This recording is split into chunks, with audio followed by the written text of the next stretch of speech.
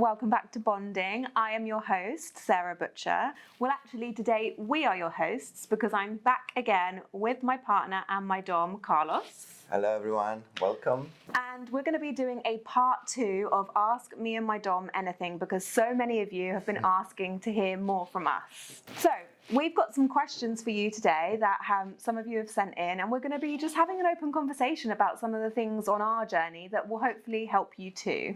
Open and candid conversation. Okay, so one of the first questions that we've had in is, how do we share a want or a need that we have within our dynamic, and how can you do that as well? Well, I think for us, we have just learned over the years that communication obviously is key, and it's been a real learning process for us to have those conversations and to kind of get to know what each other wants, even though we've been together 5 years this year. But it's an ongoing process, an ongoing journey, and because our needs are, constantly evolving and changing, it's really important that we are always having those conversations regularly. How was it for you when we first started? I was scared the first time. I was very scared of saying I wanted to do this, I want to try this. I was partly embarrassed as well, because admitting that I wanted to do something also means that I had it with me and I wasn't saying it before. So yeah, there were things that you were afraid to say. Yes. And there are things that I was afraid to say to you too. And I think even now, sometimes I still get shy. I think so many people assume that because of the work that I do and that we do together, that we're just these perfect people who have excellent communication. It's not that easy. It is hard work. You do have to really work at it.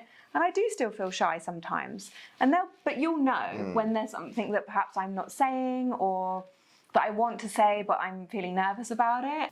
I remember saying, "Oh, you're a sex therapist, and I am your partner. I want some of that tea." And we started talking about impact play, just opening that conversation in a safe space from both angles helped things moving along. I think we spoke about this the last time we did this, but even since then, so much has changed.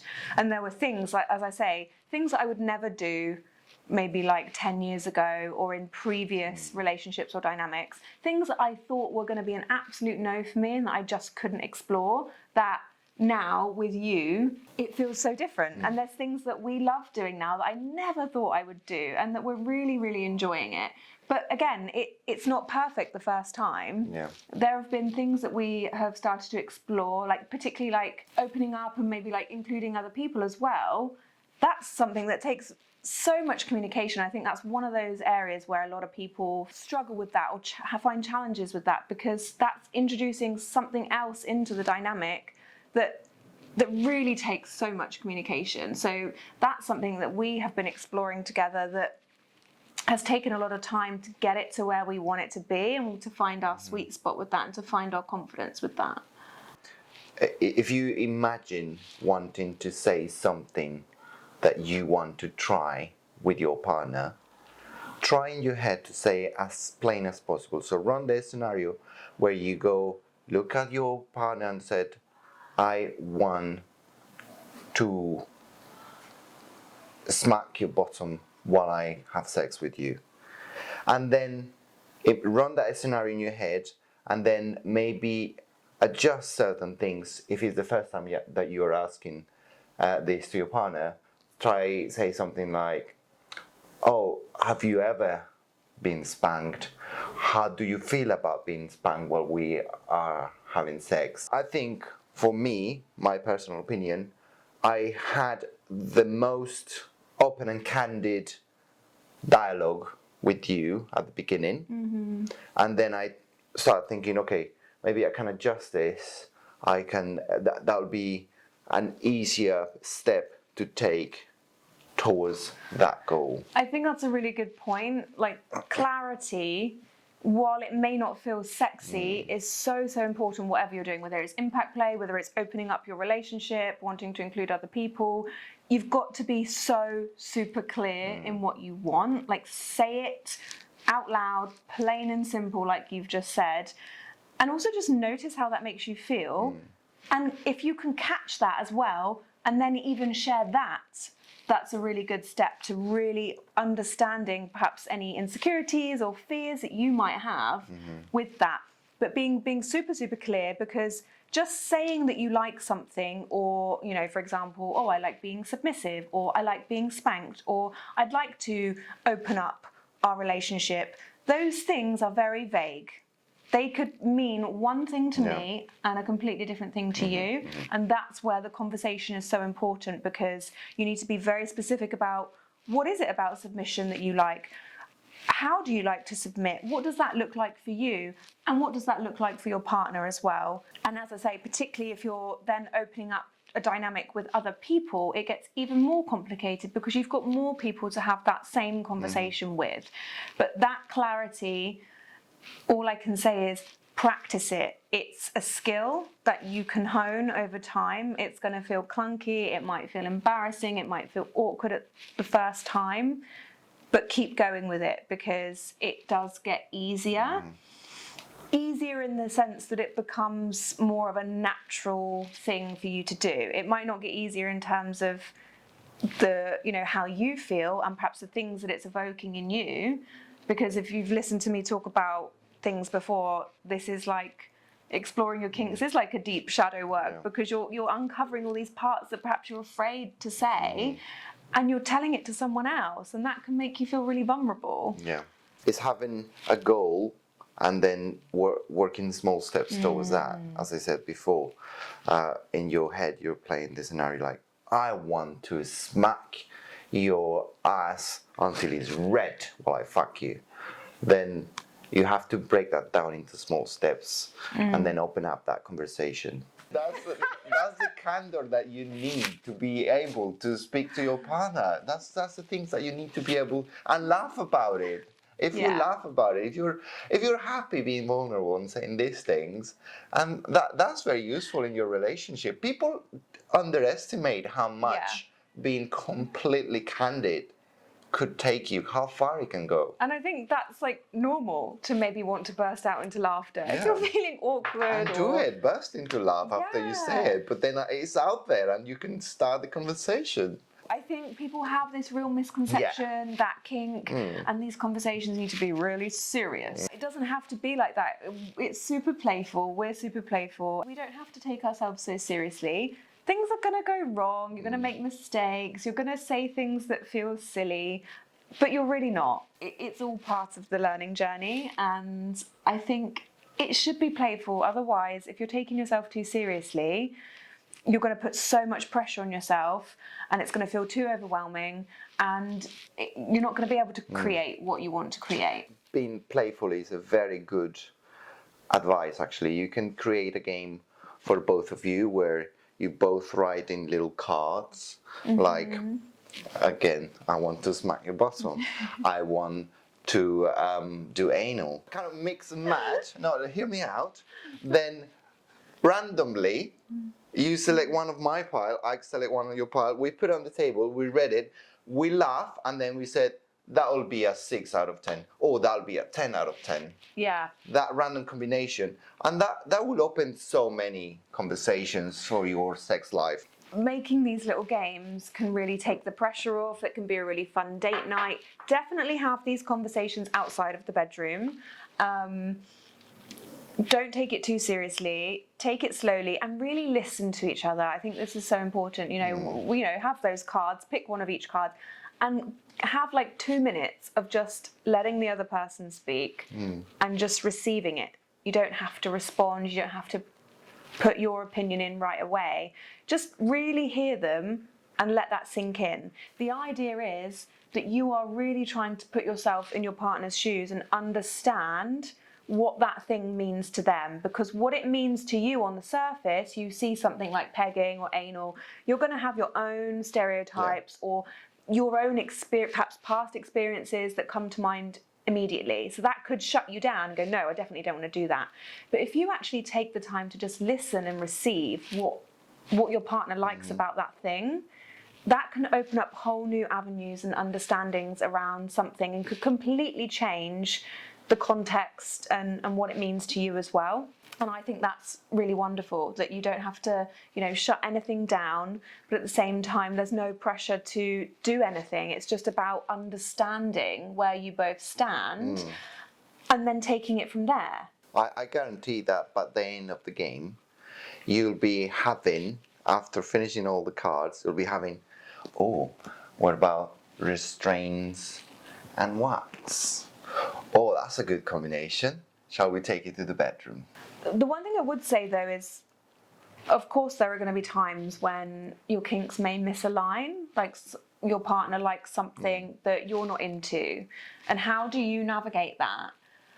And the only way you can really navigate that is to always go at the pace of, I don't want to say the slowest person, because that makes it sound like, I don't know, that they're behind. But that is, the slowest person, as in, if someone's not ready to try something, but the other person is, you don't try it yet. But how can you maybe find a middle ground where you can maybe start to baby steps towards an agreement of the minds in a space or in a point that is okay for both of them. Mm-hmm. Something else that we hear a lot, particularly, from couples and from individuals, is about navigating the party scene, because I think it can be quite intimidating to go to a kink party or a sex party for the first time. And, we've been there and we know how that feels. Yeah. Be very open-minded about what you're going to see, where you're going to be, what you're going to be wearing, and what others are going to be wearing, what others are going to be doing. And definitely best to do your research first of all, and I'd recommend actually going to maybe some social events first of all. There are many social events for the kink community and the sex positive community where you can make friends and get to know what kind of parties are around. And like you said, just be aware of the potential things that you could see and experience on that night. But my biggest piece of advice I would say is go in with no expectations. Yeah. You do not have to go to a kink or a sex party for the first time and think that you are gonna have sex, you're gonna play, you're gonna do all of these things, because again, that puts an immense amount of pressure on, or it means that you might leave disappointed if those things didn't happen. I mean, the first time that we went to a party together, we didn't play, we just kind of observed, we had some drinks, we chatted to a few people, and actually we go to plenty of kink parties where we don't play. We go for the vibe, we go for connecting with people, we go for a dance. We will only play if the mood feels right. Yeah, we're a bit of a voyeurist a bit as well. We like being in a big place where there's music blasting, good music, and there is, people playing in the corner, and is the vibe and the energy is very different from a standard rave. So what I'm trying to convey is that if you go with your partner for the first time to a play party, just go with no expectations, see what people are doing, and don't do it then and there. Just think whether you could be doing the same, whether would you enjoy, whether you find it kinky being in there playing that role. I think the first time that I ever went to a torture garden, I walked in and I was just like, I'm home, these are my people. Like, just the vibe and like the way everyone was dressed. So really think about what matters to you. Is it you like the dressing up, you like to be creative with your outfits? Is that something that you love? In which case there'll be certain events that are better for you. Is it that you want more intimate or sensual play? Then you might want to go to a smaller event, because you've got big events like TG, Torch Garden, Club Verboten, but then you've got smaller, more intimate parties like Dominion Vita. You can really choose the vibe that you prefer and maybe try a few and see what you like. You've got more of the rave style ones with the techno music. You've got some actually that play Latin music. It really depends what you like. Yeah, and you can also, there is a range of things that you can start your journey in. You don't have to go to a play party. You can go to a sex positive event. Yes, there are loads of events out there that, don't involve any play. Things like the Rocket Project. Again, go get dressed up, have a great time. But there's no expectation or no pressure to play. But even when you go to play events, the play areas are very much out of the way. So, if you feel like, actually, I don't want to see that this evening, you don't have to, because it's behind closed doors, it's in a private space. So you can just enjoy all of the other parts of it. And then maybe that gives you the energy and the vibe to want to go home and play in your own space, and just gives you that little bit of encouragement and confidence. Yeah, it's totally fine to go to a play party with the mindset of, oh, I don't know if I want to go because I don't want to see people fucking. That's absolutely fine. And you don't have to put yourself in that. So you can go to the event, be in the dance floor, and there are rooms especially where there is play party when, once you cross that border, then there is going to be a lot of sex happening. But it's okay to go to these events with sort of like that worry that, oh, I don't want to fuck in front of everyone, or I don't want to be naked, or I don't want to see other people fucking. That's absolutely fine. And once you're there, you probably sort of relax into it a bit more, and you feel a bit more adventurous, maybe just going into the playroom to see what is it like, and then come out. That's absolutely fine as well. And also this community, like as standard, the rules and the etiquette are just there. In most of these places, it's very much, goes unspoken, goes unsaid, that you just respect other people. And actually, sex parties I feel safer in a sex party or a kink party than I would in a regular club. You're much more likely to get groped or touched like non-consensually in a regular club. You're not going to experience any of that. So actually, if you don't want any kind of sexualization or any kind of sexual attention, you're more likely to be respected for that in a sex party, which sounds like so contradictory, but it's true. It makes sense. Yeah, there are very well established rules in sex parties where consent is at the center of those rules. I mean, yeah, you're definitely cared for at events like this, and it's it's very rare that but of course you're going to get shitty people anywhere. It happens, but this community is so hot on that, just like I've said before, particularly when it comes to meeting people in the community. And there's a lot of people out there that can be not genuine, but this community are so hot on sniffing those people out and making sure that everyone has a really good time and is cared for and safe and held, which I just love. We have made so many amazing friends, not just for like sex or play, but like real genuine friends and real genuine connections that we now hang out with in our everyday lives. Like, I've met some of the most amazing people through the kink community, and it's been so lovely to build that with you over the past 5 years, because I went to parties as a single person before I met you, but this feels so different and just so much nicer to be able to do that with you. You're very welcome.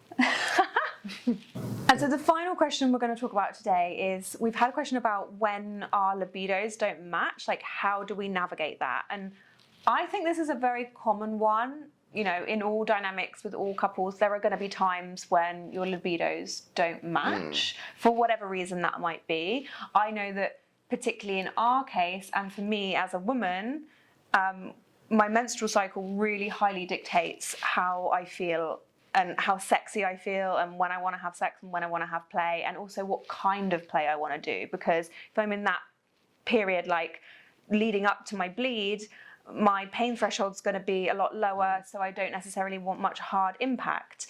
I also find that there are certainly fantasies where perhaps I feel a little bit more delicate around the time of my bleed, and actually in my ovulation period, I'm more like confident and hyped up and quite open to more perhaps like erotic humiliation, or the things that feel a little bit more like, like edge play. Yeah, more raw. And so I think, we're really good at navigating that, but it really depends on what feels good for you and your dynamic, and to really respect that if you don't want to engage in sexy time, then don't, but you'll figure out what works for you. For couples out there that the dynamic is very different to ours, or opposite, or vice versa, you can pre-establish what to do when that happens, when your libidos don't match.